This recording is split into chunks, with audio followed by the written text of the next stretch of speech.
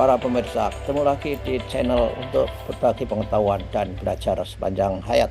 Nah, kali ini kita mendatangkan tamu istimewa untuk berdiskusi, untuk belajar mengenai apa yang harus terjadi di pendidikan anak usia dini.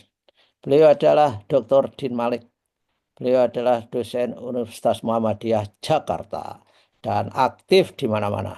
Di Aisyah, kemudian di Muhammadiyah.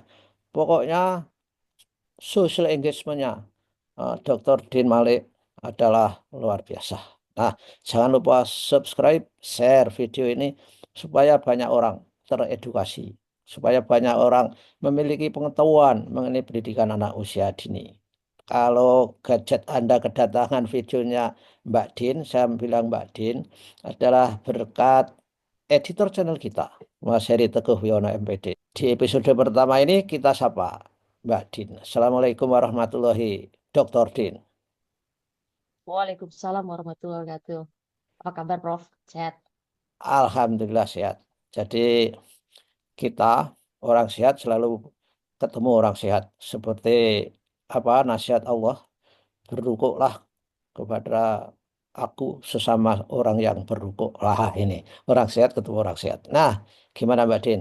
Ini PAUD itu kan sangat fundamental dalam arti untuk menyiapkan generasi muda kita secara kolektif dan juga untuk mempersiapkan keturunan kita dan bahkan Allah mewanti-wanti jangan meninggalkan keturunan yang lemah. Ini gimana Mbak Din? Baut ini, Mbak Din.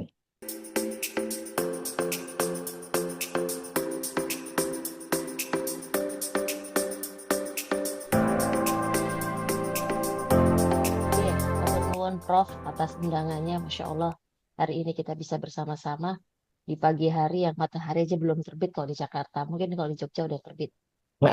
Ya, Oke, mari kita bicara tentang PAUD. Ya, saya termasuk orang yang sangat keen on tentang pendidikan anak usia dini, istilahnya Prof Yanto. Dan alhamdulillah di Aisyah, saya ada di divisi PAUD juga di Majelis Pendidikan PAUD Dasar Menengah.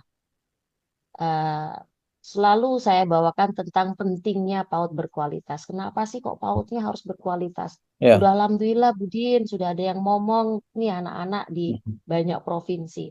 Saya ya, selalu bilang bahwa ngurus anak usia dini ini rumit, jadi nggak boleh asal bisa ngomong saja, tapi harus berkualitas. Kenapa? Karena yang kita urus itu adalah manusia, ya, di usia muda manusia yang krusial itu atau di jendela-jendela kesempatan waktu yang pendek untuk harus diberikan stimulasi yang berkualitas. Di oke. usia 0 sampai 8 tahun kita menyebutnya gitu ya. Pendidikan anak usia dini sampai 8 tahun sampai fase A SD ya, Prof. Ya, eh, Kita perlu memastikan semua yang keluar dari pengasuh atau ibu atau orang tua atau orang-orang dewasa di sekitarnya itu harus sangat hati-hati. Artinya karena ada otak yang sedang dibangun. Suasana kehidupannya, gizi yang harus mereka serap, dan terutama gizi tentang ilmu pengetahuan ya, stimulasi itu sangat esensial. Jadi ketika ibu sebelum pada saat hamil sudah memperhatikan hal itu semua dan ketika melahirkan itu menjadi lebih fokus lagi gitu, memilih kata-kata yang disampaikan, memilih makanan yang diberikan, diberikan haknya untuk ASI dan lain sebagainya. Setelah itu kalau harus disekolahkan sekolah PAUD atau pendidikan anak usia dini, itu juga harus pilih di mana guru-gurunya mindfulness. Jadi benar-benar serius untuk memperhatikan seluruh aspek perkembangan si anak karena mereka ada di jendela kesempatan 0 sampai 8 tahun. hmm, Nanti 8 sampai selanjutnya ada lagi kesempatannya tapi sudah berbeda levelnya. ya, Kecepatan sambungan-sambungan otak itu sudah berbeda. ya, ya. Bahkan Kurang lebih seperti itu. anak saya pernah mewawancara ahli dokter ahli anak, Mbak ya, bahwa orang Hmm, Indonesia itu lebih mengutamakan pre-wedding daripada pre-conception. Dan itu adalah exactly. praktek yang salah. Ketika di PAUD pun, saya melihat dari Sabang sampai Merauke ketika saya masih di kementerian, waktu menjadi Hmm. di Dasmen dulu, banyak sekali praktek PAUD yang salah sebetulnya. Nggak memperhatikan apa yang disebut dengan DAP, Developmentally Appropriate Practice. Anak-anak itu Ya. dididik seperti maunya orang tua. Ini gimana pendapat Mbak Din? Benar sekali. Kadang-kadang pembangunan di sekolah itu tidak memperhatikan pembangunan di orang tuanya. Maka saya di Badan Agitasi Nasional juga kebetulan Prof selalu melihat bahwa sekolah yang baik itu sekolah yang sebenarnya punya hubungan mesra dengan orang tuanya. Artinya seperti apa? Artinya bahwa semua yang dibangun di sekolah ini disampaikan kepada orang tua dan memberikan saran pada orang tua apa yang harus dilakukan di rumah juga untuk melanjutkan bangunan. Kadang-kadang bangunan anak, istilahnya kalau membangun anak itu seperti bangunan tinggi, udah dibangun keren sekali, setelah itu sampai rumah dirobohkan dengan cara orang tua bicara, cara orang tua mengasuh seperti itu. Jadi pengalaman dengan saya di sekolah anak-anak saya dulu waktu di PAUD, Prof, yang dilakukan adalah sekolah mengundang kita untuk belajar, bahkan membuat komitmen.